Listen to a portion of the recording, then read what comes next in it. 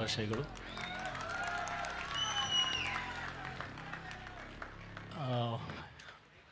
ಮೊದಲನೇದಾಗಿ very happy to C ಎಲ್ಲ participants ಅಷ್ಟೊಂದು ಎಫರ್ಟ್ ಹಾಕಿ ಕಷ್ಟಪಟ್ಟು ಒಂದು ಸಾಧನೆ ಮಾಡಿಕೊಂಡು ಇಲ್ಲಿ ಬಂದು ನಿಂತಿದ್ದಾರೆ.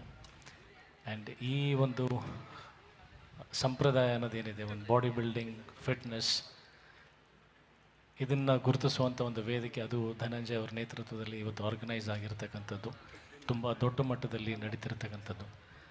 ಒಳ್ಳೆ ಬಹುಮಾನಗಳು ಕೊಟ್ಟು ಒಂದು ಒಳ್ಳೆ ಪ್ರೇರಣೆ ಕೊಡುವಂಥ ಒಂದು ಪ್ರಯತ್ನ. ಸರ್, ನಿಮಗೆ ಮೊದಲನೇದಾಗಿ ಹ್ಯಾಟ್ಸ್ ಆಫ್. ತುಂಬ ಖುಷಿಯಾಗುತ್ತೆ ಈ ಥರ ಒಂದು ಪ್ರಯತ್ನ ಮಾಡಿದ್ದಕ್ಕೆ.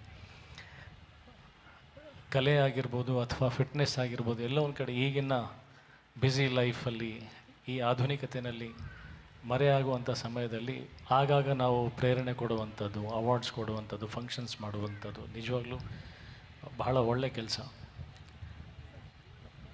ಈ ಒಂದು ಪ್ರಯತ್ನ ಯಶಸ್ಸು ಆಗಿದೆ ಅಂತ ಅಂದ್ಕೊಂಡಿದ್ದೀನಿ. ಆ್ಯಂಡ್ ಕ್ಷಮೆ ಇರಲಿ, ನಾನು ವೇದಿಕೆ ಮೇಲೆ ಬರೋಕ್ಕಾಗ್ತಾಯಿಲ್ಲ, ನನ್ನ ಕಾಲಿನ ಸರ್ಜರಿ ಆಗಿರೋದ್ರಿಂದ. ಬಟ್ ಇಲ್ಲಿ ಕಿಟ್ಟಿ ಸರ್ ಮೇಲೆ ಇರ್ತಕ್ಕಂಥ ಒಂದು ಪ್ರೀತಿ, ಅಭಿಮಾನ, ನಾನು ಅವರ ಅಭಿಮಾನಿಯಾಗಿ ಮತ್ತು ಧನಂಜಯ್ ಅವರ ಒಂದು ಪ್ರಯತ್ನಕ್ಕೆ ನನ್ನ ಕಡೆಯಿಂದ ಒಂದು ಸಣ್ಣದೊಂದು ಸಾಥ್ ಅಷ್ಟೇ,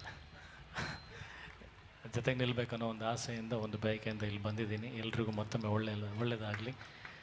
ಎಲ್ಲ ಪಾರ್ಟಿಸಿಪೆಂಟ್ಸಿಗೂ ಶುಭಾಶಯ ತಿಳಿಸ್ತೀನಿ. ಯಾರು ಗೆಲ್ತಾರೋ ಬಿಡ್ತಾರೋ ಅದು ಸೆಕೆಂಡ್ರಿ. ಬಟ್ ಇಲ್ಲಿ ವೇದಿಕೆ ಮೇಲೆ ಬಂದು ನಿಂತು ನೀವೆಲ್ಲರಿಗೂ ಒಂದು ರೋಲ್ ಮಾಡಲ್ ಆಗಿ ನಿಂತಿದ್ದೀರಾ. ಮುಂದೆ ಹೀಗೆ ಪ್ರಯತ್ನ ಮಾಡ್ತಾಯಿರಿ, ಯಾವತ್ತೂ ಕುಗ್ಬೇಡಿ. ಇವತ್ತು ಗೆದ್ದಿಲ್ಲ ಅಂದರೆ ಮತ್ತೆ ಮುಂದಿನ ಕಾಂಪಿಟೇಷನಲ್ಲಿ ಇನ್ನೂ ಬೆಟ್ರಾಗಿ ಬನ್ನಿ.